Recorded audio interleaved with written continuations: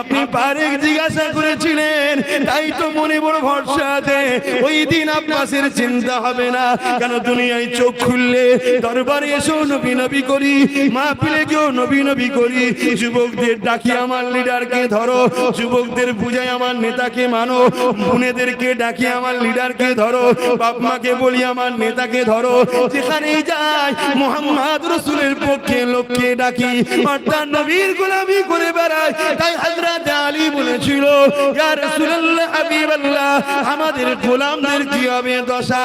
আল্লাহ নবী বলেছিল, আলী রে, আল মারউ মা মান হাব্বা, যে যাকে ভালোবাসে তার সঙ্গে থাকে। হে আলী, এই কঠিন দিনেতে আমাদের যারা দুনিয়ায় গোলাম হবে, আমাদের জন্য যাদের দিল ব্যথিত হয়, আমার দুশমনকে যারা নিজের দুশমন মনে করে, আমার বন্ধুকে নিজের বন্ধু মনে করে, ও হযরত আলী, আমি রাসূলুল্লাহ জানিয়ে দিই, তারা আমাদের সঙ্গেও জান্নাতে থাকবে, তারা আমাদের সঙ্গেও জান্নাতি খানা খেতে থাকবে।